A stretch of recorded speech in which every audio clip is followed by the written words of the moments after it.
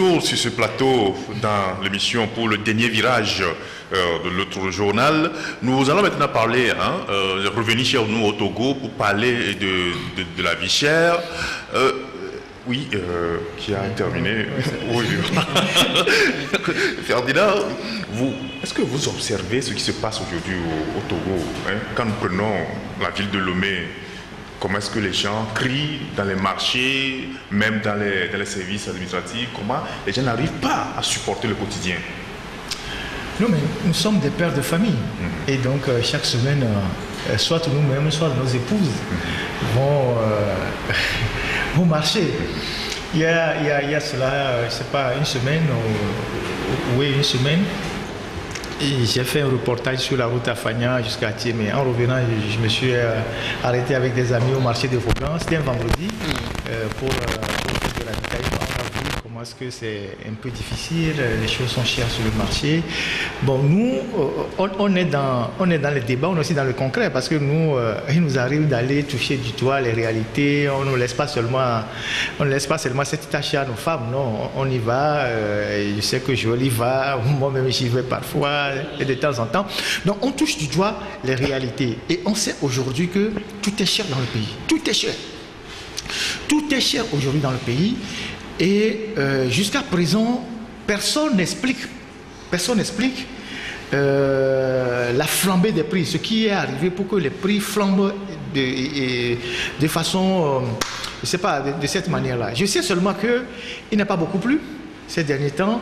En faisant le tour dans le Bas-Mono la dernière fois, j'ai vu les plants de maïs, les trucs, les arachides, tout ça qui était totalement grillé. Ils attendaient de la pluie. Si la pluie n'arrive pas, bon, même à cette période-là, même s'il pleut, c'est trop tard. C'est déjà grillé, il n'y aura rien. Oui, les semences sont arrivées à maturation. Voilà, il y a déjà des risques de famine. Et toute cette zone-là, il n'a pas plu. Or, vous savez que c'est la partie la plus arrosée du pays, hein, le sud du pays et tout ça, il n'a pas plu. Mais ça ne saurait seulement justifier ce qui se passe.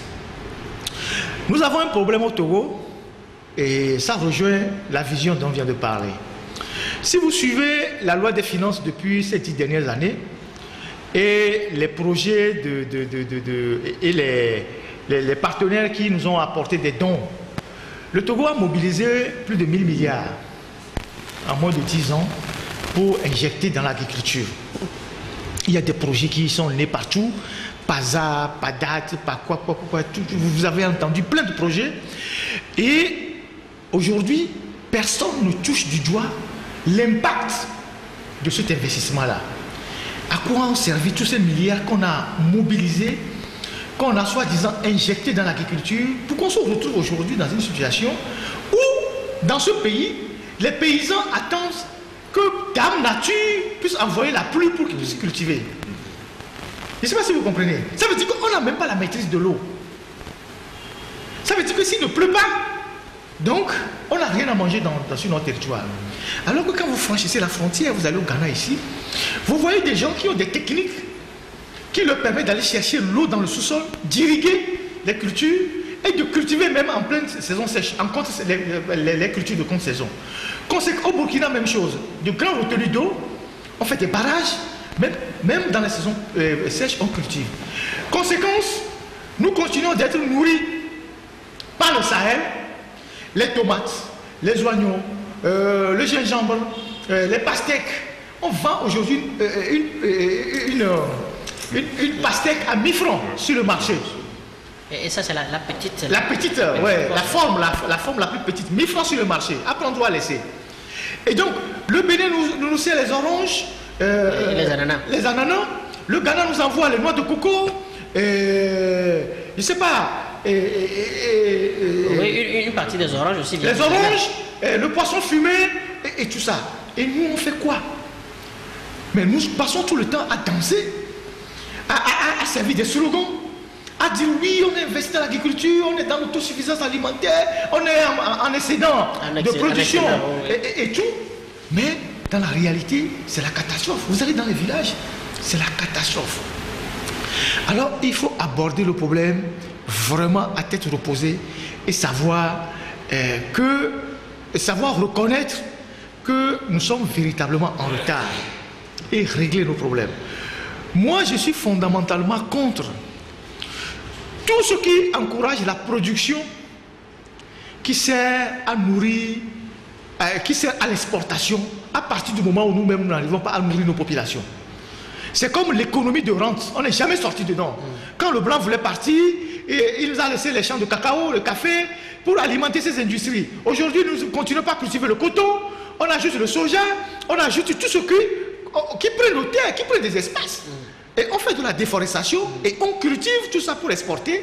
Et à la fin de la saison agricole, nous n'avons rien pour nourrir les populations. On va aller chercher maintenant de la nourriture ailleurs. Il faut arrêter d'encourager ces cultures-là et obliger les Togolais, les agriculteurs togolais à cultiver pour nourrir les Togolais. C'est de ça qu'il s'agit. Et donc, voilà. Maintenant, il y a un phénomène. Et c'est là où je reviens encore sur cette histoire de Chinois. Je suis désolé de parler d'eux, mais je suis convaincu qu'eux, ils sont plus dangereux que ceux sur qui nous sommes en train de crier aujourd'hui. Les Chinois ont, depuis 10 ans, ont créé un système en Afrique. C'est de nous fabriquer des motos. Vous allez dans tous les pays africains aujourd'hui, ces pays sont envahis par les motos chinois. Avec les marques, toutes les marques, mais qui sont les mêmes motos en fait. Ils trouvent toujours des marques, mais c'est les mêmes motos. Je ne sais pas si vous comprenez. Et ces motos ont envahi l'Afrique. Ils sont utilisés aujourd'hui par les terroristes pour aller très vite, pour tuer les gens. Mais dans nos villages, dans nos localités les plus reculées, les jeunes ne vont plus travailler les champs.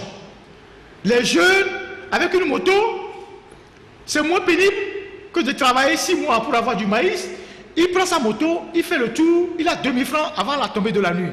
Ils viennent à Lomé, vous les voyez dans les stations-service, ils dorment à la Belle Étoile, ils quittent Davier, Thévier, Notier, un peu partout, Vaughan, ils viennent à Lomé, ils laissent les champs, ils désertent les champs et ils viennent faire du zémidjan dans la capitale. Pendant ce temps, le Chinois qui nous a vendu la moto, il a aussi créé la société Olé et toutes les autres sociétés qu'on crée aujourd'hui pour exploiter cette main d'œuvre, ces bras valides là pour leur conduire les motos. Et eux, chaque fin du mois, ils rapatrient l'argent en Chine. Tous ceux qui conduisent Olé aujourd'hui à Lomé, ils versent 2000 francs par jour à ce Chinois qui a amené les motos, qui a mis les compteurs. Et ces jeunes qui font tellement d'accidents, vous allez remarquer que ceux qui font aujourd'hui tellement d'accidents dans la circulation, c'est des gens qui pilotent les motos Olé. Et quand vous allez au CHU, dans nos hôpitaux, services traumatologie, vous voyez plein de jeunes qui sont là, les bras, les pieds cassés, parce qu'ils ont fait les accidents. Et vous savez aujourd'hui, quand vous faites un accident, quand vous avez un pied cassé, il faut rester pendant 6 mois à la maison pour la rééducation. Pourtant, il y a le permis moto. Hein. Ouais, il faut dépenser au moins. L'État prend l'argent pour le permis moto. Ouais, il faut dépenser au moins 2 millions pour soigner votre pied. Et donc, le Chinois qui a organisé tout ce système-là, il part maintenant dans les villages acheter les terres. Que les jeunes ont laissé. Que les jeunes ont laissé. Pour venir faire des millions. Oui. Ils partent maintenant dans le village, les Chinois vont dans les villages, ils achètent des centaines d'hectares de terres. Certains, ils font de l'exploitation de carrières, comment vous appelez ça, les terres sur lesquelles il y a des carrières, des roches. Ils exploitent les roches pour nous vendre les graviers. Ils détruisent la nature et ils envoient l'argent en Chine. Là où il n'y a pas les roches, ils se promènent, ils cherchent les pépites d'or, tout ça, ils ont des machines pour explorer les terres. Vous avez vu ces Chinois que les gens de Liberté ont dénoncé qui exploitaient les carrières clandestines d'or à Sokoré là. Voilà. Et donc, ils sont versés, si je peux parler le français de rue, ils sont versés dans nos villages, pendant que nos jeunes dans les villages sont dans la capitale en train de chercher une vie meilleure en faisant du sémidjan. Voilà ce système-là qu'il faut déconstruire. Voilà ce système de Chinois qu'il faut déconstruire. Et déconstruire ce système signifie qu'il faut arrêter d'importer les motos chinois. Nous pouvons rebâtir nos villes en faisant des villes modernes, en éliminant progressivement les motos au profit des transports en commun, des voitures, des trains. Parce que c'est une économie qu'on a tuée là. Oui, c'est une ça. économie qu'on a tuée. Parce que tous ces jeunes qui conduisent les motos là, la plupart se retrouvent dans les hôpitaux, hein, ils deviennent invalides. Ils deviennent invalides à plusieurs, je sais pas, à plusieurs degrés. Parce que même s'ils ne font pas d'accident, à force de conduire la moto, leur organisme prend un coup, ils deviennent totalement des malades ambulants, invalides, il y a la pollution, tout ça. Mais si vous avez le malheur de faire un accident, vous prenez au moins 1 an à la maison, vous êtes totalement invalide. personne ne vous soutient parce que le travail que vous faites, ce n'est pas assuré. Et ça, c'est le Chinois qui organise ça en Afrique. Mais ce sont les Africains qui sont derrière l'importation des motos. Mais justement. Ce sont les Africains, les barons qui tiennent les régimes, qui donnent l'argent qu'ils ont foulé dans les caisses de l'État à des individus qui importent les motos. Donc, tout ce phénomène que vous voyez là a des incidences sur la production agricole. Les gens n'ont pas le courage de le dire, mais c'est la réalité.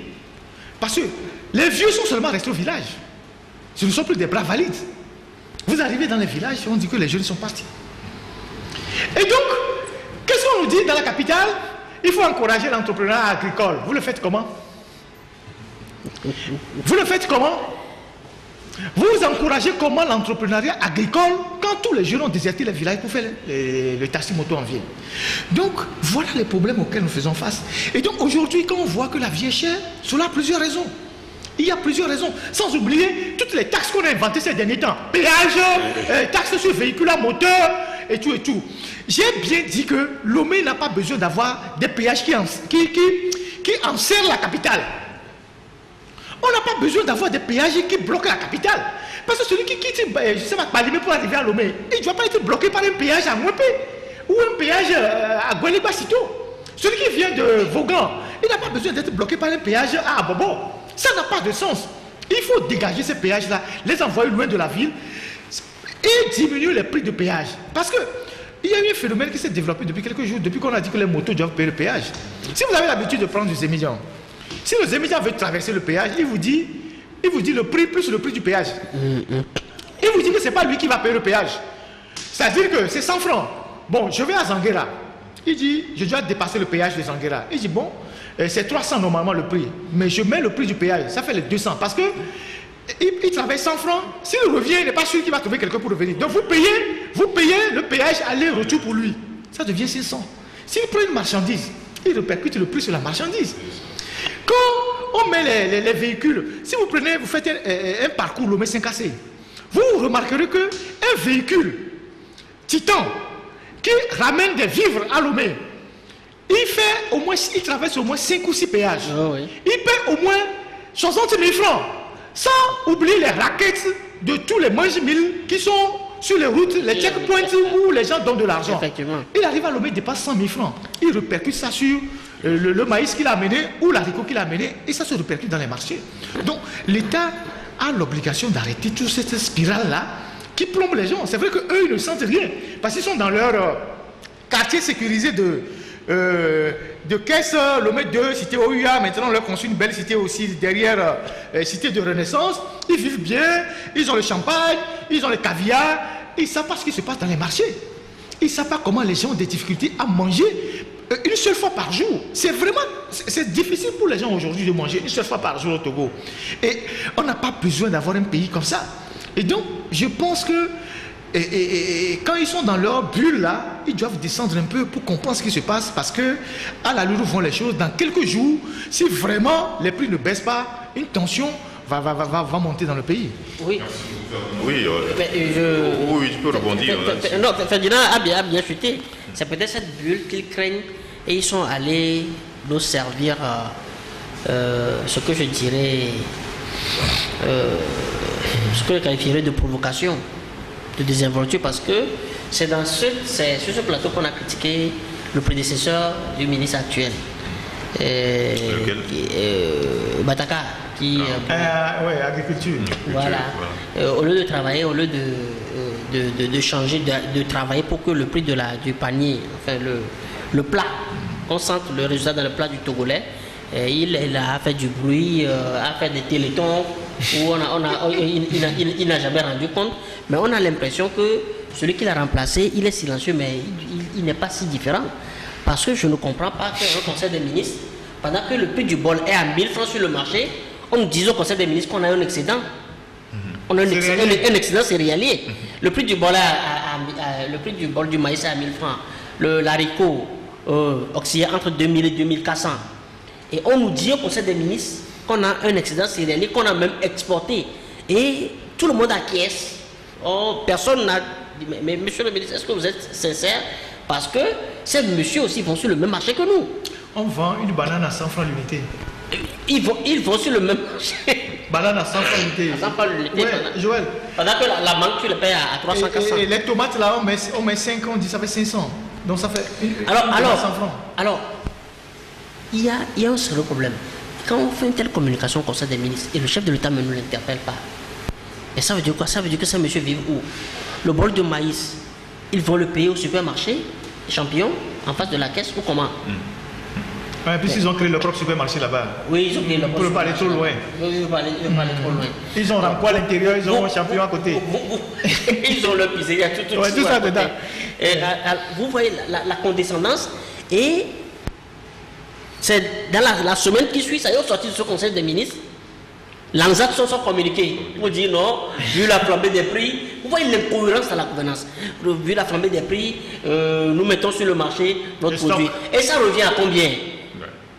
Ce que ANZAC vend, le bol revient à 600, 650, voire 700. Hein? Si le bol revient à 600, à côté du prix qui est entre 800 et 1000 francs, quelle est la différence? Ce qui fait que l'inflation est toujours là. C'est-à-dire qu'à ce jour, le prix du maïs, le prix du bol du maïs est toujours cher. Et voilà comment on nous gouverne. Et au même moment, on lance l'entreprise où on veut encourager la culture du soja, du coton, etc. De la effectivement. Or, comme Ferdinand l'a dit, c'est plus de 1000 milliards. Ouais. Et Peniassa, non? Oui, c'est ça. Oui, Peniassa. C'était 200 milliards. Ouais.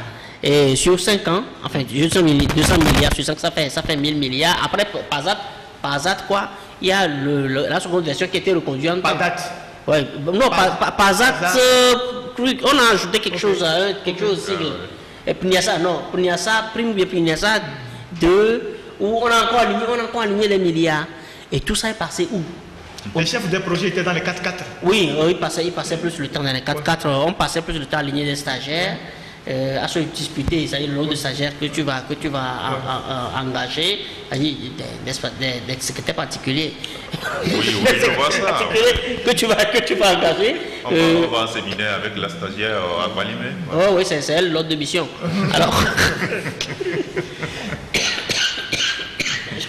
excuse-moi. Pendant que, rien que les voies d'accès, parce que quand nous parlons de la cherté des produits, il faut parler aussi de l'accès. Ouais. Il faut parler aussi de l'accès. Ouais. Toutes les difficultés que les gens ont. C'est vrai, dans les plateaux aujourd'hui, on a fait l'axe Badou, en fait, qui descend de la montagne de Kouno ou les mois à Koso pour venir en ville. Mais ce que tu payes au péage, les difficultés d'accès pour aller au champ. On n'a rien aménagé. Raison pour laquelle il faut développer aujourd'hui les voies ferrées. Ouais. Les voies ferrées qui coûtent moins cher, mais qui desservent plus. Alors que ça transporte beaucoup et ça dessert plus facilement.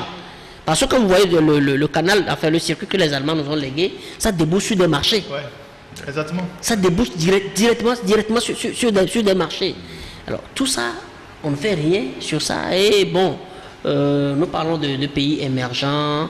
Pendant que le Togolais n'arrive pas à manger à sa faim. Joël, à Daï, qui est une zone de grande intensité agricole, depuis que les histoires de café cacao ont fait faillite, parce qu'en fait, les routes qui ont été aménagées dans cette zone-là, jusqu'à la frontière du Ghana, c'était pour évacuer les produits café, cacao, plantain, tout ça, parce que Palémé étant une base beaucoup plus en dessous, voilà, et dans la plaine, on amenait les tours. Depuis que cette histoire de café cacao là, ça a fait faillite là, aucune de ces routes là n'a jamais été réhabilitée. Si vous allez à Daï et vous prenez toutes les routes de Daï, vous allez soit vers comment il s'appelle, vers la frontière Ikpa ou de l'autre côté Lavagnon, tout ça là, les routes sont dans un état catastrophique. Oui, mais déjà quand tu... Il y a même plus de goudron. À partir de Tikor. Ouais. À partir de Tikor. Voilà. Il y a même plus de goudron. Mais à partir de ce moment, dans quelles conditions les paysans évacuent les produits vers les centres-villes? Avec quelle route? Dans quel état? Avec tous les risques. Avec tous les risques. Vous allez dans les localités les plus éloignées, Nangbetou, tout ça. Vous allez la route Notier, Noche Agou. Noche Agou. Oh, Qu'on a promis goudronner depuis des années. Vous avez pris la route Agou, frontière Ghana. Vous prenez la route Palimé-Womé, Womé, frontière du Ghana. Ces routes-là n'existent plus. Oui, mais dans quelles conditions? Tu as fait tout récemment le Bamono? Oui, oui. À Fagna, tout à fait. À Fagna jusqu'à Megra. Ces routes n'existent plus. Alors, comment on évacue les produits vivriers vers les villes où on vient vendre? Donc naturellement, il y a un incident sur les prix. Parce que le chauffeur qui vient, il ne fait pas du bénévolat aux paysans. Et entre-temps, il rencontre les militaires en route, 200, 300, 500 par ici. Il répercute tout ça sur, à la fin, le produit final. Et donc, comme Joël vient de le dire, le Togo est quand même un si petit pays. Mais vous savez que les rails allemands n'existent plus. Les gens ont tout coupé pour vendre Gapo Goublé. Oui, ils ont tout coupé. Vous n'allez même plus retrouver les traces des rails. Peut-être à Lomé, vous en voyez encore. Vous allez vers Badjala. Il y a plus. Si on vous dit que les rails sont passés, si vous allez plus retrouver les rails. En fait, ils ont tout coupé. La seule trace que tu vois, c'est la dune. Oui, il y a une montée, il y a des monticules. Voilà, c'est coupé. C'est C'est coupé. Or, nous avons une opportunité historique avec ces rails-là. Vous voyez que ce que le Ghana est en train de faire, de développer les rails. Nous avons une opportunité pour développer ces rails-là pour plusieurs raisons. Par exemple, pour la capitale de Lomé. Si on suit seulement le circuit allemand que on nous a laissé dans la capitale Lomé, là, on peut mettre des tramways à Lomé pour décongestionner la circulation. Je prends un exemple. Vous quittez depuis TP3 là, vous avez un train qui vous amène jusqu'à Goyassié, parce qu'il y a un circuit qui est là. Vous avez un autre train qui vous amène jusqu'à Pogan. Vous avez un autre train qui vous amène jusqu'à Togolekopé. Et vous mettez une gare, vous mettez des gares de part et d'autre où les bus viennent récupérer les gens et le circuit continue. Et parlons des marchés. Exactement. C'est-à-dire que quand tu prends le train, il y a un circuit qui t'amène au marché. Exactement. De combien qui t'amène au marché. La bonne à l'Europe qui t'amène. Exactement. C'est-à-dire. Et donc, à partir maintenant de ces points-là, vous développez les rails jusqu'à l'intérieur du pays pour ramener les marchandises qui pèsent lourd et qui font que les véhicules titans pèsent sur les routes et dégradent les routes. Parce que plus vous utilisez les rails, plus vous protégez les routes qui reviennent excessivement chères. Oui, mais qui reviennent excessivement chères. Or, l'entretien des rails ne coûte pas autant. Exactement que les routes. Vous voyez. Et donc, quand vous prenez tout ça là, vous voyez que les gens n'ont aucune vision. Les gens n'ont pas de vision. Bon, peut-être il n'y a pas de volonté. Les gens, c'est la volonté qui nourrit la vision. Les gens ont la volonté qui nourrit. Quand tu n'as pas la volonté, mais tu refuses de réfléchir. Les gens ont tellement de slogans. C'est pour ça que parfois, quand on critique, on est sévère envers le pouvoir actuel, les gens disent oui, que non, on exagère. Mais on exagère, mais c'est avec des éléments probants. Comment se fait-il que, par exemple, en 16 ans de pouvoir, je dis bien 16 ans de pouvoir, Faure Gnassingbé, qui est président du Togo, mal élu, bien élu, je ne sais quoi, mais il est là. Depuis 16 ans, il a accepté. Depuis 16 ans, il a une fonction et il n'a pas été capable, par exemple, de refaire le boulevard Gnassingbé Yadema, de la Colombe au GTA. Oui, mais on a... Sur des normes modernes. On l'a réparé. Non, sur des normes modernes. C'est la route que lui-même il prend. On l'a réparé. C'est la route que lui-même il prend. Pour refaire ce boulevard-là, depuis 16 ans, on a juste colmaté. On n'a pas été capable de refaire cette route de façon moderne, à l'agrandir, à dégager toutes les ordures qui sont tout autour de la route là, jusqu'au GTA, où vous avez un carrefour qui vous conduit à la présidence. Vous voyez la route de GTA qui mène à la présidence, il n'y a pas de caniveau. On a fait la route comme Joël et moi, on peut faire une route. C'est-à-dire qu'on a mis du sable et puis on a versé le goudron pour aller à la présidence. C'est la route qui conduit à la présidence. Tu exagères? Je n'exagère pas.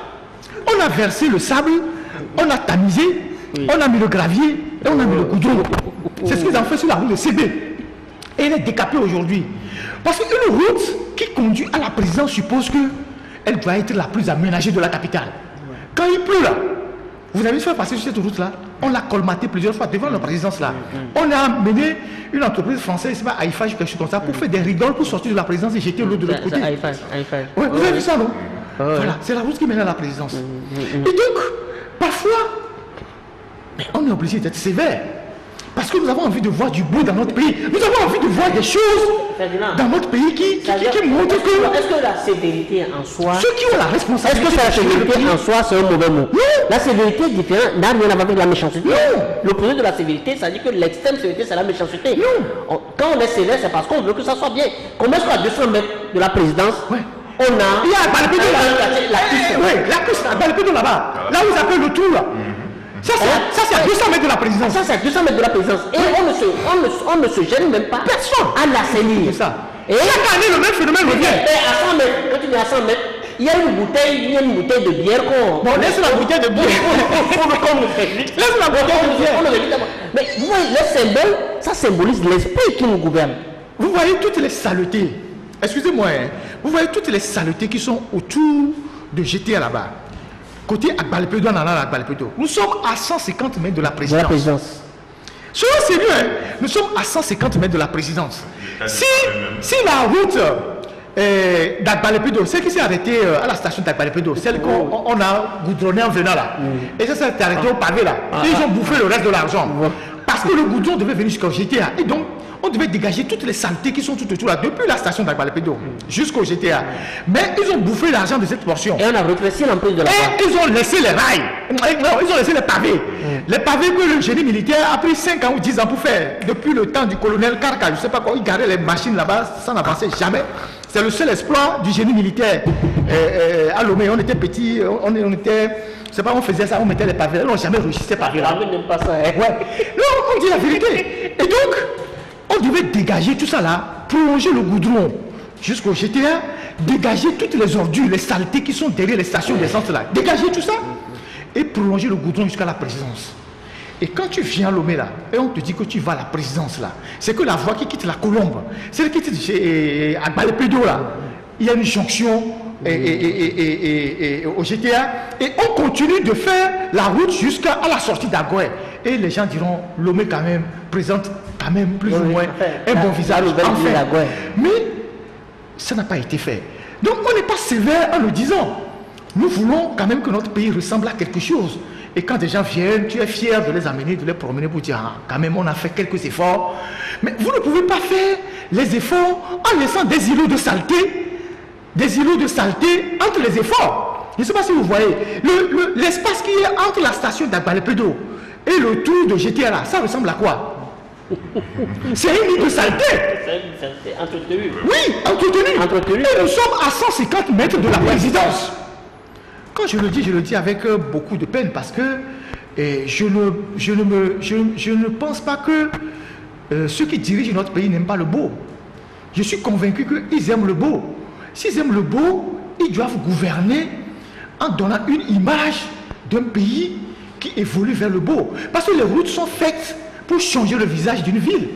On ne fait pas les routes pour que la ville continue de garder son visage de saleté. Je ne sais pas si vous voyez ce que je veux dire. Et donc, c'est un appel qu'on leur lance. Et pour que ces travaux-là, ce n'est pas moi, Ferdinand, qui vont les donner. Ils ont leurs propres entreprises. Si demain ils ont de l'argent pour faire ces routes-là, ils vont donner ça à leurs amis. Ce n'est pas à moi. Mais moi, je plaide pour qu'on puisse changer ce visage-là de la capitale.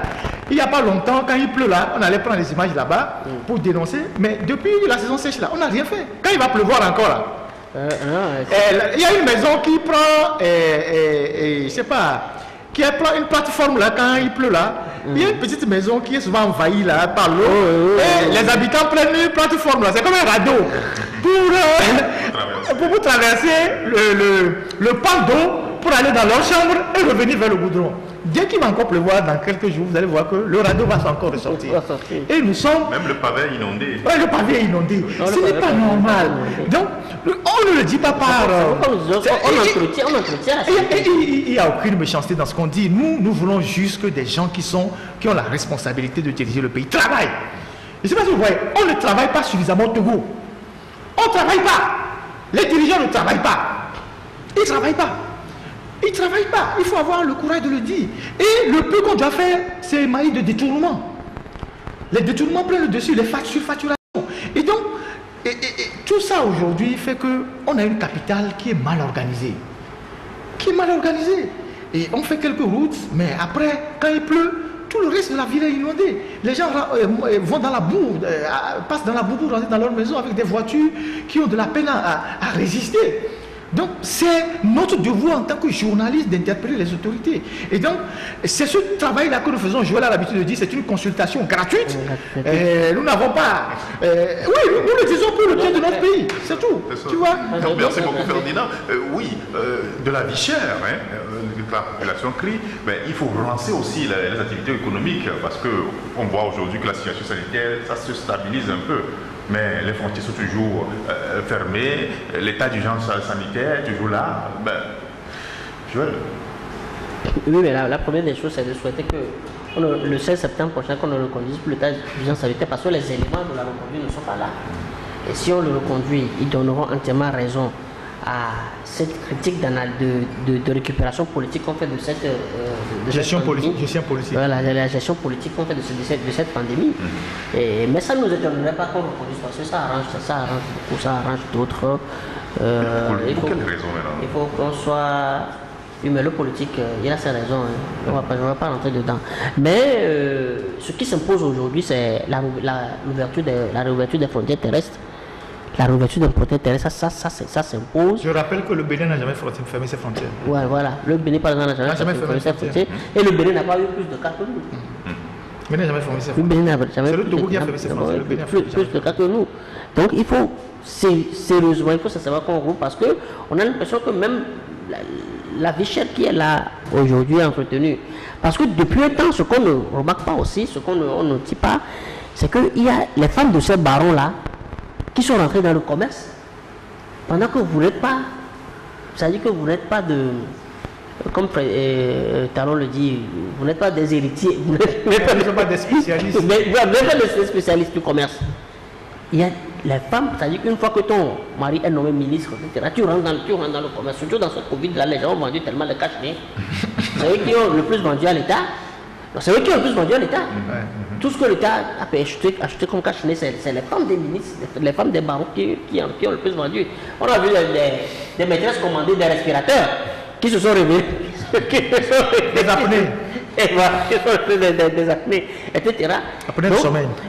Il faut qu'on laisse le commerce aux commerçants, qu'on arrête d'asphyxier le business et ouvrir les frontières.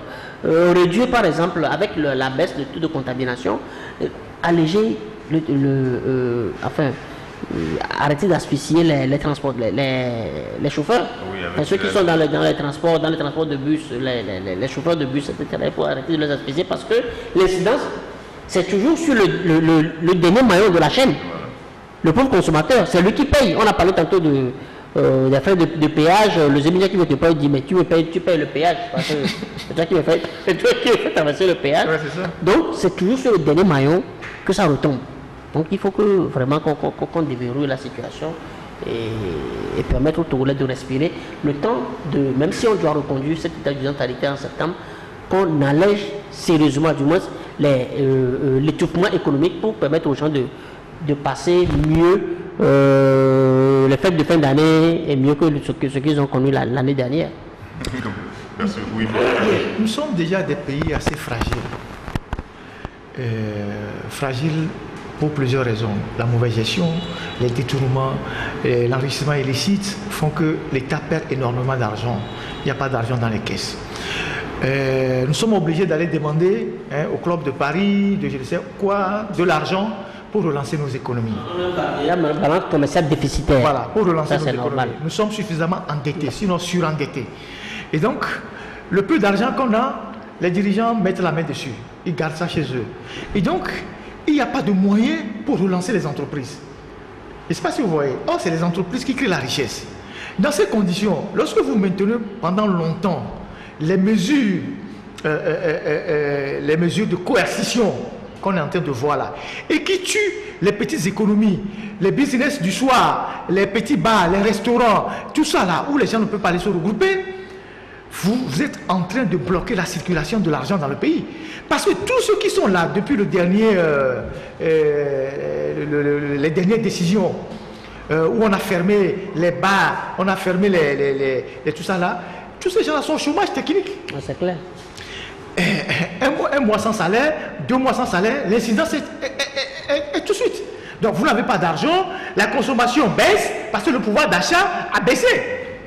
Donc, puisque nous sommes dans une période de stagnation et qu'on est bloqué, le tableau est bloqué à 125 morts depuis plus d'1 mois, et que les spécialistes eux-mêmes, ceux qui ont la gestion de la chose, viennent sur les radios dire bon, le nombre de contaminés a diminué au CHR, il n'y a plus tellement de gens, il faut maintenant alléger les mesures pour que l'économie reprenne. Mais il faut aussi que l'État puisse faire l'évaluation des choses et injecte de l'argent pour accompagner le secteur privé. Parce qu'il y a tellement eu de licenciements, il y a tellement eu de chômage technique, il y a tellement eu de gens qui ont perdu leur emploi qu'il faut relancer la machine de production et de consommation. Et donc, c'est leur responsabilité. Mais le plus urgent, c'est de desserrer les taux pour que les activités les plus simples reprennent, pour que ceux qui font, comme on dit dans notre langage, one two, puissent survivre le soir à leurs difficultés. Comme on venait de le dire, c'est difficile pour les gens de manger chaque soir ou de manger dans la journée. Il faut quand même il faut débloquer les taux pour que les gens commencent par souffler un peu. Et ça, il faut le faire vite. Parce que il faut ouvrir les frontières. On a des amis dans la microfinance qui nous disent que, écoutez, nos chiffres ont énormément baissé. Oui, il y a beaucoup de débiteurs, les marchandises sont bloqués. Nos clients, voilà, viennent de part et d'autre des frontières.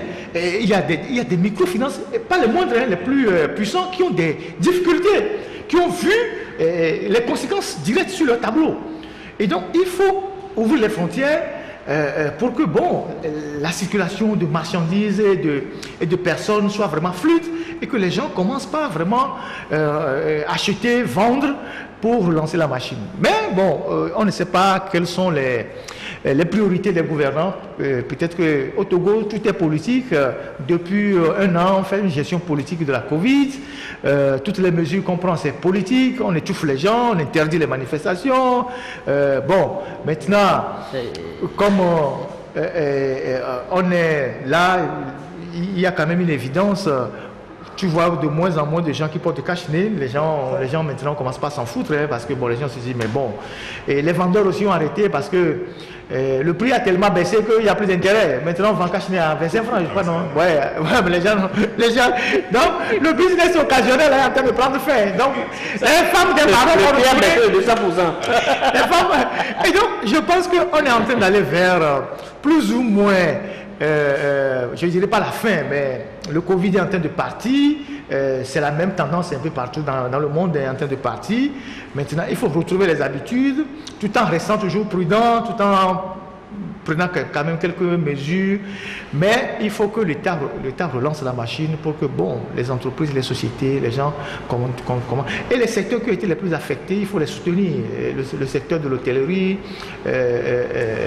la restauration, je ne sais pas, la production.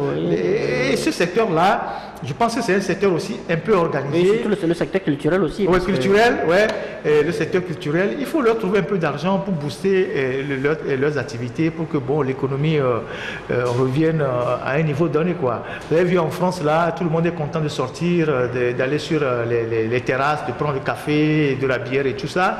Et Bruno Le Maire, que je suivais avant-hier, a donné rapidement les chiffres sur l'incidence que ce relâchement a sur l'économie française.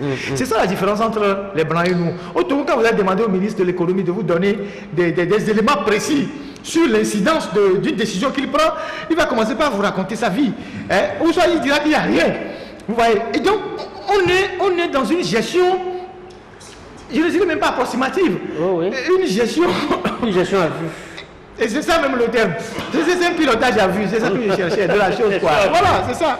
Donc c'est bien dommage, mais bon, voilà. Je pense qu'il faut relancer la machine. Merci beaucoup, messieurs. Mais puisque nous sommes dans le social, je voudrais vous poser cette petite question, mais on va parler 2 minutes. Cette semaine, c'est la semaine dernière, on a appris dans une ville ou dans un village, un bâtiment scolaire qui s'est effondré sur les élèves. Et dans la décision du ministre, le ministre demande au chef d'établissement de laisser les enfants lorsque la pluie vient. C'est ça, de laisser les enfants aller à la maison lorsque la pluie se forme. C'est ça la solution qu'on peut trouver à un bâtiment scolaire. Oui, mais quand tu n'as pas, quand il n'y a pas de, quand tu es dans la gestion à vue, il n'y a que des solutions expéditives. Voilà. Ça, c'est l'une des solutions expéditives. Et parce que, mais où sont passés, est-ce qu'on n'a jamais fait l'évaluation des projets Péri 1, Péri 2, etc. Est-ce qu'on n'a jamais demandé, est-ce qu'on n'a jamais fait l'évaluation des nombres de salles de classe objectifs qu'on a fixés à ces différents ministères, le ministère du développement à la base, le ministère de l'infrastructure qui a son lot de salles de classe à construire. Il y a, c'est que c'est éparpillé. Quand tu vois dans les portefeuilles des ministères, ils ont quelque chose à faire pour... Même la présidence. Même la présidence. Il y a des projets logés là-bas qui doivent conduire des salles de classe qui, normalement, si tout cela était bien exécuté, on aurait au moins répondu ne serait-ce qu'à 50-60% de la demande. Or, quand tu sors de Lomé, pas rien que dans la préfecture de la ville. Même à Lomé. Merci beaucoup, c'est vrai, même à Lomé. Tu vas dans la commune Golf 7. Ouais, même à Lomé. Vous avez vu les Libanais qui ont fait le tour de la Segbe, à Sagbado, etc. Même à Adjolé. Oui, Adjolé, justement, Adjolé, l'école d'Aflaou, Gakli. Vous voyez dans quelles conditions les gens fréquentent. Mais ça veut dire que quand nous parlons de la création de nouveaux citoyens, c'est tout un ensemble. C'est tout un ensemble. Le problème de Cessaro, le 31 mars, dans notre parution du 31 mars paternité, on avait tiré sur la sonnette d'alarme, disant parce que, à la lumière de ce qu'on a connu à Agné, quand les pluies ont commencé, après les pluies ont commencé, qu'il y a eu deux décès, il y a eu 2 autres décès également dans la même région, on a tiré sur la sonnette d'alarme pour dire, mais prenez rapidement les dispositions pour que, au moins sauver des vies, qu'on ne perde plus des vies d'élèves, des élèves meurent parce qu'ils sont allés s'instruire. Il faut qu'on arrête avec cette vilaine pratique où l'élève se déplace selon la position du soleil. Oui. Dans la classe. Bien sûr, ceux qui sont sous les arbres. Je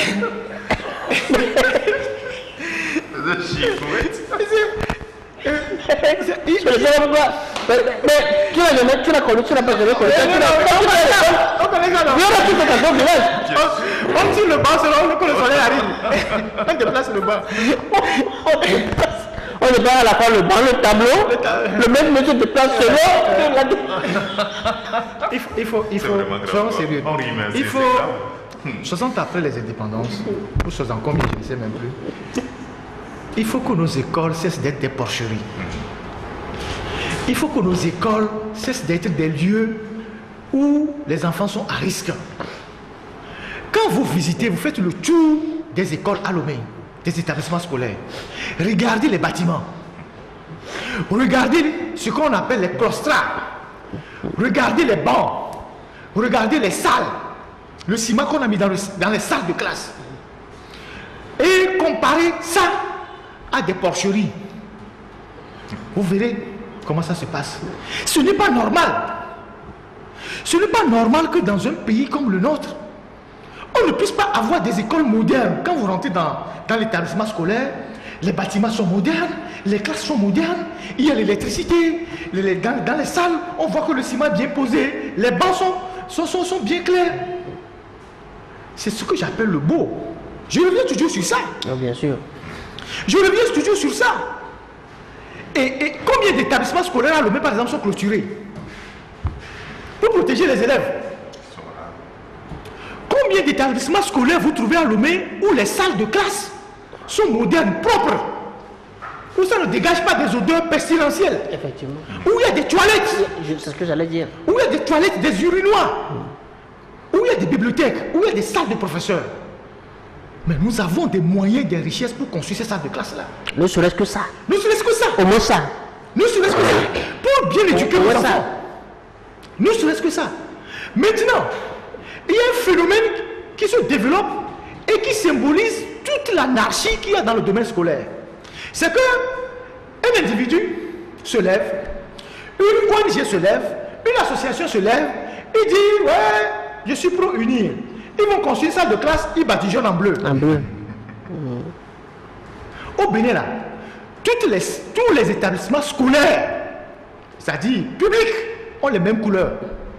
Même si c'est un don de privé, c'est la couleur là qu'on met. Tous les établissements publics au Bénin ont les mêmes couleurs. Au Togo maintenant, la politique est rentrée dans l'éducation, où les gens vont faire des dons et ils badigeonnent en bleu-blanc. Symbole de unir. Et ils mettent même les panneaux qui disent don de unir. Si vous faites un don à une localité, vous n'avez pas besoin de mettre la couleur de votre parti. Parce que si on doit faire ça comme ça, ça va être l'anarchie dans le pays. Parce que moi aussi qui crée mon petit particule, mon particule de 5 membres, je cherche un moyen, je viens construire une classe, je mets don de, je ne sais pas, parti, je ne sais pas quoi, on peut inventer un parti, on met une couleur bizarre. Et le pays n'a plus de repères. Comment se fait-il qu'on peut accepter des choses comme ça dans l'éducation? Maintenant, quand vous arrivez à l'intérieur du pays, les salles de classe dans la plupart des villages sont toujours en banco. Raison pour laquelle, quand il pleut, c'est les meilleures salles de classe. C'est les meilleures salles de classe, ça. C'est la meilleure salle de classe. Là, dans ce village de Sotuba, les gens sont morts. Mais un mois avant, à Kirenkuka, à Dapaon, il y a des orages qui ont enlevé des toits des villages, des salles de classe, tout ça. Et on a vu l'ampleur des dégâts. Dans ce pays-là, on vous dit que les gens sont des milliardaires. Dans ce pays-là, les gens ont amassé une fortune plus que l'État. Mais on n'a pas les moyens pour construire les salles de classe pour que nos enfants puissent étudier dans de bonnes conditions. J'ai un ami qui m'a dit, il a quitté les bancs depuis 20 ans, 25 ans, dans un village à Mouzoukope. Il est revenu, il a retrouvé son banc. Quel Il a retrouvé son banc. La plupart des bancs qui sont dans certains, j'ai vu ça à Koumapé. J'ai vu un banc, j'ai vu dans une salle de classe à Koumapé, les bancs là, je pense que ça a fait 30 ans déjà. Ça veut dire que celui qui est déjà a quitté cette école-là, il reviendra retrouver son banc. Et il retrouvera là où il était assis, exactement. Effectivement. Le gars est parti à Mouzoukope, là, il a retrouvé son banc, 25 ans après. Ça veut dire que dans cette localité, le temps s'est arrêté. Oh oui. Le temps s'est arrêté. Rien n'a bougé. Ce n'est pas normal. Vous avez des gens qui sont dans la capitale, qui disent qu'ils sont milliardaires, qui ont volé l'argent de l'État. Vous allez dans leur localité. Ils n'ont pas été capables d'aider à améliorer les salles de classe, là où même ils ont commencé le primaire. Mais pendant la campagne, ils arrivent avec des t-shirts, avec les billets neufs, 1000 francs, 1000 francs, 1000 francs. Ils distribuent aux gens. Ils disent oui, votez seulement. Vous allez voir. Donc, c'est ça. Donc, le ministre de l'enseignement primaire et secondaire, qui est lui-même du système, et qui nous vante les mérites du système, face à ce chantier énorme, gigantesque, il a quelle solution? Il a la solution de la nature. Dès que vous voyez la pluie venir, prenez la tangente. Oui, mais là, c'est dès que vous voyez que le temps menace, nous sommes en 2021. Oui. Vous voyez ça? Le ministre dit, dès que vous voyez que le temps menace, prenez la tangente. Parce qu'au moins pour ça, il est sûr de ne pas avoir des morts sur la conscience. Effectivement. Ce n'est pas une solution, mais il est sûr de ne pas avoir des morts. Mais en fait, au 21e siècle, le ministre n'a fait que rappeler la pratique qui se fait. Parce que c'est lui-même dans le plateau. Mais quand la pluie s'annonce, vous rentrez. Aussitôt que l'orage s'annonce, vous rentrez à la maison. Donc ça veut dire qu'il n'a rien inventé. Bon, face à accord défendant, il est parti prendre quelque chose qui existait plus pratique. En fait, il a fait de le rappeler, comme vous le faites. Et tu permets, mais c'est ça dont on parle là. Dans le Sotubois, les gens ont voté 120% unis. C'est là où, c'est la localité où le nombre même de votants dépasse le nombre de votants. Et le parti au pouvoir a plus de pourcentage. On vote même 0%. Ça veut dire que même le représentant dans le bureau de vote de l'opposition, il ne vote pas pour l'opposition. Il n'est pas là. On vote à 700, 110, 120%. Surtout bois, pas Gouda, tout ça. C'est dans cette localité. C'est les Hautes-Gouets qui font ça.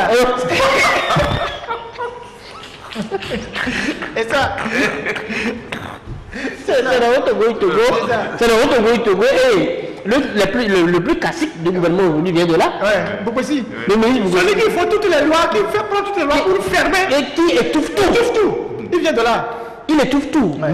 Même ceux qui circulent dans la rue, il étouffe tout. Mais chez lui, les gens n'ont même pas de toit. Mais moi, je dis, si vous voulez. Les écoles se font sur les élèves. Si vous voulez martyriser les gens, au moins chez vous, semez le bonheur. Ouais. au moins chez vous, garantissez le bonheur. Si vous n'aimez pas les c'est autres, que faites le bien. Faites le bien chez vous, le minimum. Parce que, au moins quand on le voit, ça, on peut dire, bon, peut-être demain vous allez changer d'état d'esprit pour venir faire le bien ici. Faites le bien à ceux qui ont le même sang que vous, ceux qui sont de votre maison. Et pourtant, Joël, je vais rappeler quelque chose de fondamental. Et pourtant, des gens dans ce pays, ce sont des Togolais, ont mené ici ou apporté des projets de transformation de toutes nos écoles en écoles modernes. C'est-à-dire que, j'ai vu la maquette, des projets où on va construire, on va moderniser les écoles. On va avoir des logements pour les enseignants, etc.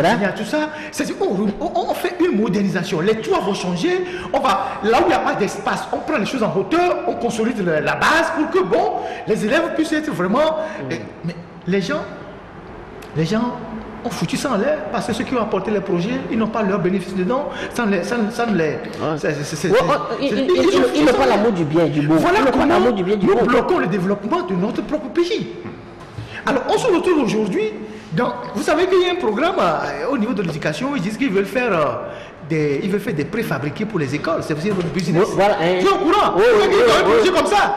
Qui veulent amener des préfabriqués pour les écoles. Pour quelle durée? Pour quelle vie? Préfabriqués pour combien de... Tout ça. Vous allez à Nangbeto, la cité de Nangbeto, une grande partie c'est des préfabriqués. C'est totalement en lambeau aujourd'hui. Ça veut dire qu'il y a une durée de vie pour les préfabriqués. Pour des écoles qui sont appelées à faire 40 ans, 30 ans, vous amenez un projet comme ça, je pense que c'est des Turcs ou bien qui ont fait appel là pour faire des projets comme ça. Ça, c'est des projets bidons comme ça que vous verrez les gens apporter. Alors que nous sommes dans un pays où nous avons au moins 4 carrières de cimenterie. De cimenterie. Nous avons 4 carrières, ou bien 3 carrières de cimenterie. C'est-à-dire que nous avons du ciment pour construire les écoles. Nous produisons maintenant Kakobé pour faire des fers. Nous avons du marbre qu'on peut utiliser pour orer certaines salles de classe. Voilà. Nous avons de l'argile. Nous avons des roches qu'on explose tous les jours pour faire le gravier. Nous avons tout le nécessaire pour construire des écoles. Des salles de classe. On n'a pas besoin d'aller chercher des préfabriqués ailleurs. C'est l'histoire des préfabriqués qui ont amené les types de RDC en prison pour les 100 jours de... Je ne sais pas, le directeur de cabinet de Caméré. Voilà, c'est ça. C'est la surfacturation de ce business-là qui a mené ce type en prison. Et les gens veulent faire ça ici. Alors que nous avons tout ce qu'il y a comme matériel localement pour mettre notre pays au travail. Je reviens sur le génie militaire.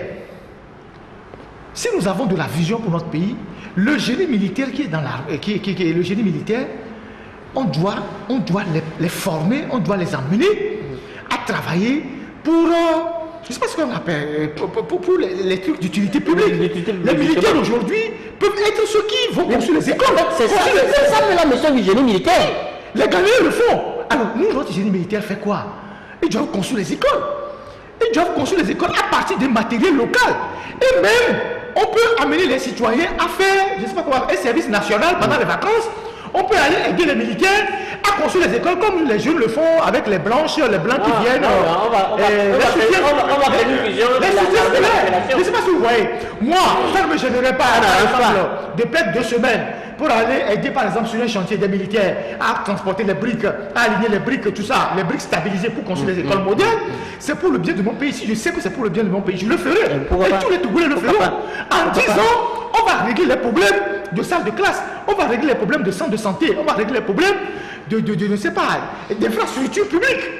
Mais si nous laissons tout ça, parce que nous ne voulons pas mettre notre peuple au travail, et à chaque fois qu'on doit faire quelque chose, alors qu'on a le matériel ici, on dit on va aller chercher les préfabriqués en Turquie. Et pour la Chine, parce qu'il y a un réseau qui veut avoir de l'argent et on débloque des milliards. C'est ça le crime que les Africains commettent contre eux-mêmes. Après, il y a certains qui disent oui, tout ça, c'est le blanc qui est fautif, nous, on n'a aucune responsabilité. C'est ça le problème. Donc, le ministre, c'est vrai que sa décision paraît vraiment... Moi, je dirais expéditive. Ça n'apporte aucune solution. C'est même pas expéditive, c'est-à-dire que c'est symptomatique même de l'état de délabrement même des infrastructures scolaires. C'est ce qu'il faut retenir de la note du ministre. Mais en même temps, c'est le palliatif qu'il a. C'est le palliatif qu'il a. Et c'est eux qui viennent sur les médias qui disent que le pays avance. C'est le Congo. Entre la pluie et la vie des enfants, Il dit bon, dès que vous voyez la pluie là, courez. Oui, mais c'est la solution qu'on a pu appliquer au village. Bon, ben, le ministre, dans les conditions dans lesquelles, et bizarrement, c'est dans cette même condition que lui-même l'a fréquenté. Ouais. Il revient aujourd'hui ministre, Ouais. la situation est telle. Et pire, toujours les établissements se font. Oui. Avant ça, on se fondrait Justement, pas. est pire. Ouais. Est pire. Oui, mais vous rentrez parce que l'école qui est sous la classe. Merci. Nous sommes presque arrivés à la fin de cette émission. Joël, les gars, votre mot de fin pour clôturer. Non, mais c'est interpeller encore une fois ceux qui me dirigent, quelle que soit la haine, quelle que soit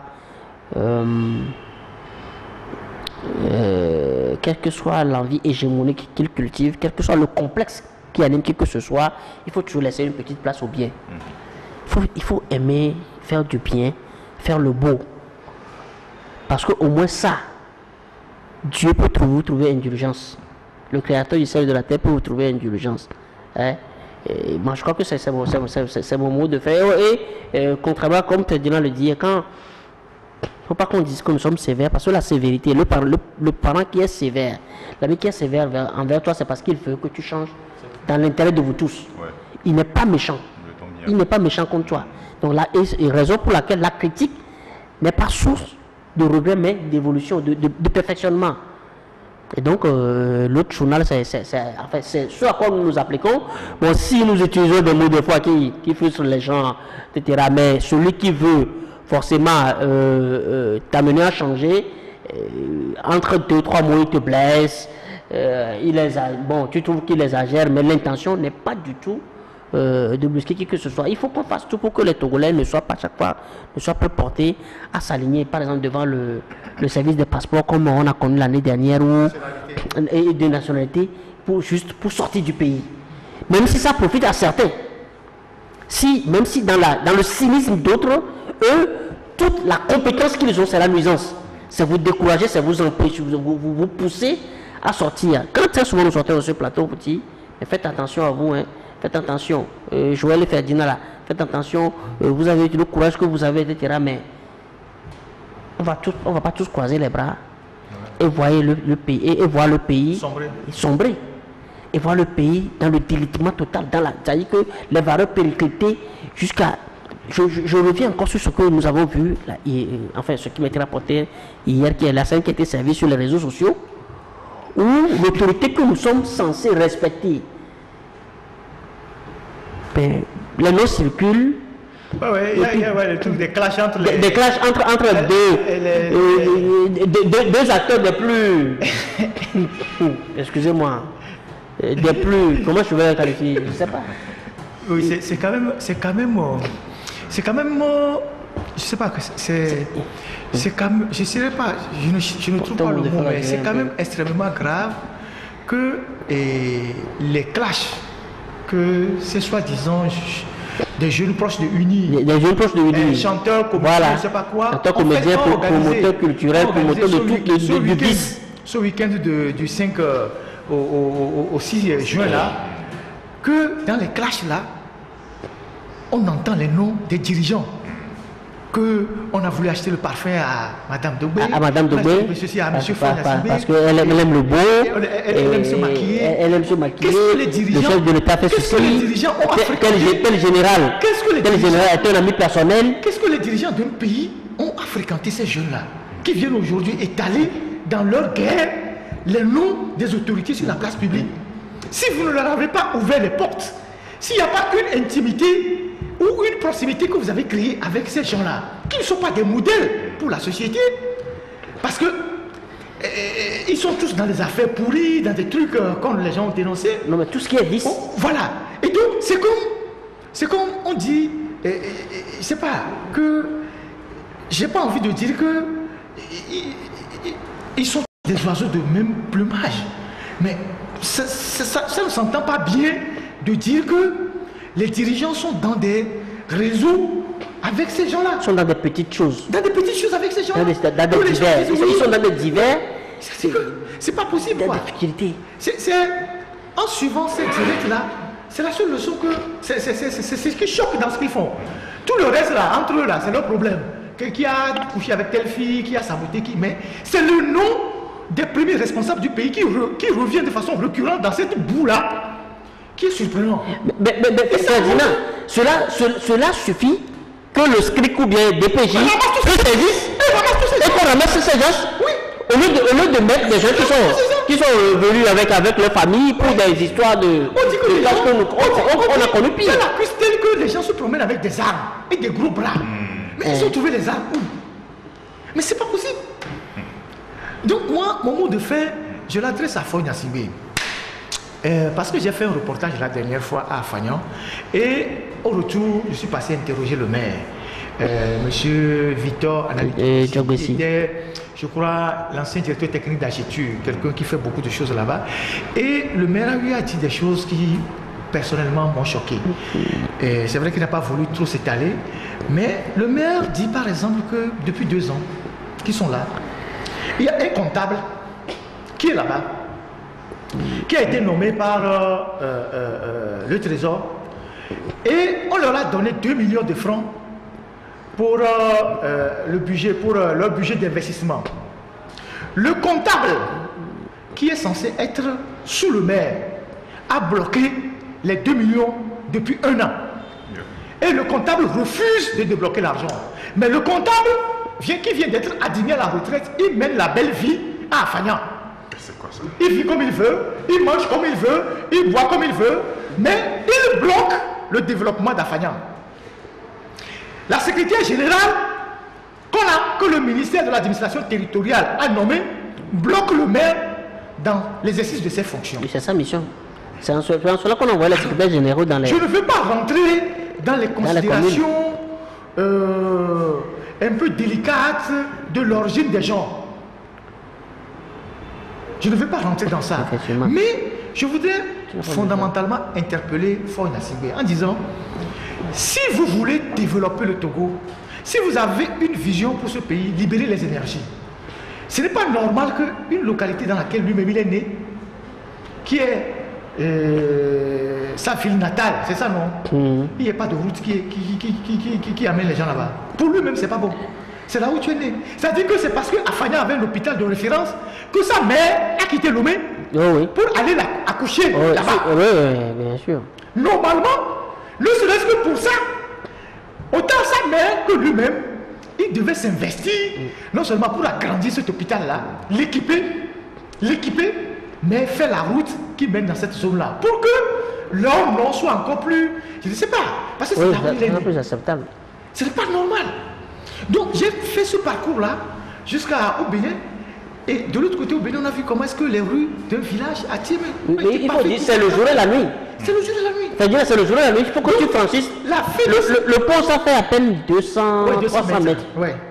Oui, c'est ça. C'est-à-dire qu'après, de l'autre côté, les 200-300 mètres, c'est le jour et la nuit. Tout est goudronné, électrifié, tout. Le village à Tiémé là, tout est électrifié. Tout est goudronné. Il y a même les trottoirs, on a mis les pavés. Mais quand vous revenez au Togo, vous avez à Gomé-Brozo, poussière. C'est comme vous êtes dans une ville minière. Quand on exploite, la poussière reverse sur le village. Voilà. Poussière partout. Donc, vous imaginez les maladies. Vous arrivez maintenant à Fagnan, c'est la catastrophe. Et donc, je pense que d'abord, il faut permettre à ce maire-là, même s'il est de l'opposition, parce que c'est un monsieur qui est dans le développement depuis, il faut libérer ce maire-là, puisque ce maire travaille, pour que le peu qu'il puisse faire pour sa localité, il puisse le faire, plutôt que d'envoyer des gens qui ne sont pas de cette localité. Vous voyez la méchanceté, qui ne sont pas originaires de la localité, mais dont la mission est de nuire au fils de la localité, en bloquant le maire dans l'exercice de ses activités, de sa mission. Ce n'est pas normal.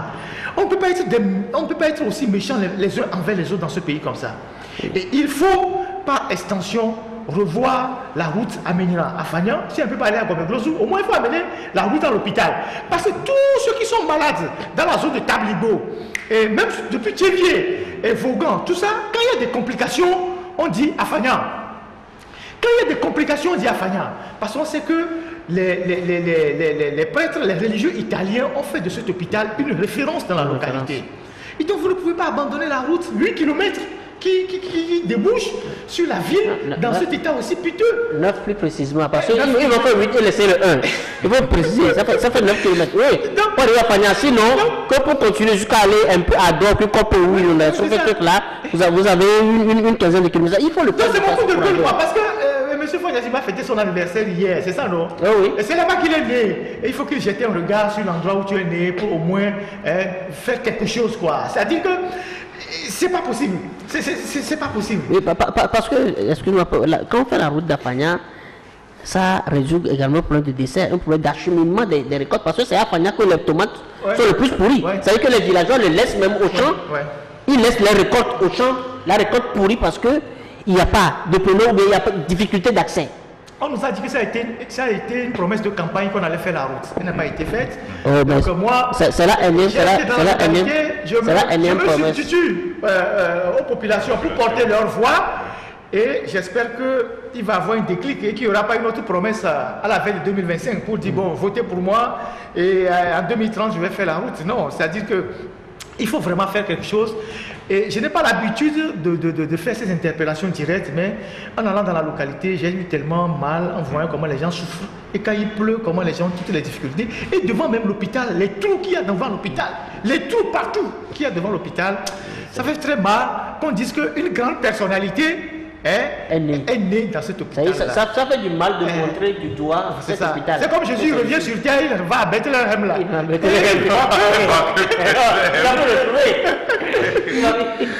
Merci beaucoup, messieurs. Merci Ferdinand d'être passé dans l'émission. C'est le travail citoyen, on le fait, on rigole autour. Bon, c'est pas, comme je vais le dire, c'est pas méchant quoi. C'est-à-dire que nous aussi on s'est donné pour mission de faire ça, pour attirer l'attention de ceux qui gouvernent ce pays, de faire mieux. C'est-à-dire que quand vous êtes par exemple un enseignant, vous voyez que l'élève a les qualités, vous les citez à faire mieux quoi. Donc s'ils peuvent faire mieux, bon c'est pour le bien de tous quoi. Aujourd'hui par exemple ils sont en train de faire la route d'Aïdo, mais tout le monde salue ça. Tout le monde salue. Ouais, une fois. Oui, il y a quelqu'un qui a réclamé qu'on continue avec CB. Pour après le remettre à continuer. Tout le monde salue ça. Tout le monde salue ça. Mais bon, au moins ils font. Je crois qu'on Ferdinand l'a dit, peut-être c'est la part du colibri que nous sommes en train de faire. Exactement. Elle est minime, elle est infime, mais ça peut permettre à ce qu'on éteigne ce feu-là qui est en train de consumer notre nation. Mais tant mieux, on veut qu'ils entendent. Ouais. D'ailleurs, bon, qui aime bien, châtie bien, et ça. Voilà, c'est ce que nous sommes en train de faire ici. Merci à toi aussi, Joël, les gars. Merci pour ta disponibilité à toujours venir dans cette émission quand nous t'invitons. Merci beaucoup. Merci à tout le monde. Merci aux internautes et à tous ceux qui réclament des émissions, des débats en EV. Nous sommes en train de réfléchir là-dessus. Dans les prochains jours, nous allons y arriver. Je pense que les gens font de plus en plus la demande. Il faut dire déjà, il y a un problème de disponibilité. Déjà, l'autre journal que nous faisons, ça nous épuise énormément. Aujourd'hui, nous sommes par exemple lundi, nous bouclons par exemple l'alternative et nous faisons en même temps l'autre journal. C'est beaucoup de travail. Joël doit boucler après demain ou bien demain et fraternité, c'est beaucoup de travail. Quand vous bouclez un journal, vous commencez par travailler 2 jours avant. Parce qu'il faut rédiger les articles, il faut les lire, il faut les corriger, il faut les soumettre à l'autocritique et tout ça. Et déjà, l'émission, comment je dis ça, le dispositif ici, tout ça, on bricole plus ou moins. Et ça nous prend un peu de temps. Et puis après, quand on enregistre, il faut traiter. Il faut traiter, il faut faire la mise en ligne après. Et donc, ce sont des propositions qui sont les bienvenues. Mais on ne veut pas se surcharger. Parce qu'à vouloir tout faire en même temps, on finit par mal faire. Pour le moment, on continue en français. Tous les Togolais comprennent français. Et s'il y a une nécessité d'agrandir l'équipe pour que d'autres viennent prendre le relais et faire dans une langue locale, on verra. Parce que dès qu'on va commencer en Evé ou Mina, on va dire, bon, il faut qu'on fasse en Kabylie, il faut qu'on fasse en Ante. Et finalement, ça va apprendre tellement que, bon, toutes les langues finiront pas passer. Et donc, on va se concentrer sur le côté français de la chose jusqu'à un niveau donné. Et puis, on verra si, entre-temps, entre 2 ou 3 émissions, on peut glisser une langue locale, quoi. Bon, voilà. Mais il faut comprendre que ça nous fait énormément travailler. Ça nous mobilise beaucoup de temps. Et depuis, par exemple, 3 heures ou 4 heures, on est ici, on est en train de débattre. Voilà. Donc, ça nous mobilise beaucoup de temps et d'énergie. Mais tout ça, c'est ce que nous faisons pour le bonheur de ceux qui nous écoutent. C'est ce que nous apportons aussi pour que notre pays... Oui, mais moi, je voudrais lancer un appel à ceux qui veulent bien accompagner l'émission parce que c'est pas... ce n'est pas évident. Le plateau, il faut le relooker. Et maintenant, on fait aussi les reportages. On commence par aller à l'intérieur, faire les reportages. Et les gens nous sollicitent. Tu sais, Joël, depuis quelques jours, les gens disent il faut venir à Dani pour filmer les routes. Il faut venir ici pour filmer les routes. Il faut aller par ici pour filmer les routes. J'ai promis que, bon, autant que est possible, on ira jusqu'à Dapaon. Mais on ne va pas tout faire à la fois. Parce que quand on sort aussi, c'est des risques que nous prenons. C'est des risques que nous prenons. C'est des trucs. J'ai vu des gens qui ont fait des commentaires, ils font attention. Toi, tu ne peux plus faire ça. Je dis, mais non, on fait ce qu'on peut faire pour notre pays. Mais bon, maintenant, quand tout le monde va nous solliciter, il y a la logistique, il y a tout ça. Il faut se déplacer avec les voitures, il faut mettre le carburant et tout ça. Mais c'est un travail qu'on fait et on va le faire doucement. Et chacun sera servi. On va filmer les bonnes routes comme on va filmer les mauvaises. On n'est pas là seulement pour filmer ce qui est mauvais. On vient de parler de la route de Adjidjo Gomé. On va mettre une caméra sur la route d'Adjidjo Gomé. Et puis on va montrer un peu l'incivisme qui se développe déjà sur cette route-là. Comment les motos, on conduit n'importe comment, il y a des accidents. Alors que c'est une route qui est en train d'être faite là. Il faut mettre des garde-fous. Tu vois, on va filmer ça. Et on n'est pas là que seulement pour montrer ce qui est... Le côté négatif. Non, on fera les deux à la fois, mais attirer toujours l'attention des autorités sur ce qu'il faut faire de mieux. Parce que c'est là où il y a le manquant qu'il faut relever beaucoup plus pour que, bon, on puisse améliorer les conditions de circulation des gens, quoi. C'est le plus important. Donc, ceux qui nous sollicitent à Sokodé, Dankpen, et Oti, je ne sais pas quoi, 6e continent, on arrivera un jour, si Dieu le permet. Donc, merci beaucoup. Merci au technicien principal Makazangba, à Harry Bassakbo. Merci à tout le monde et à la prochaine.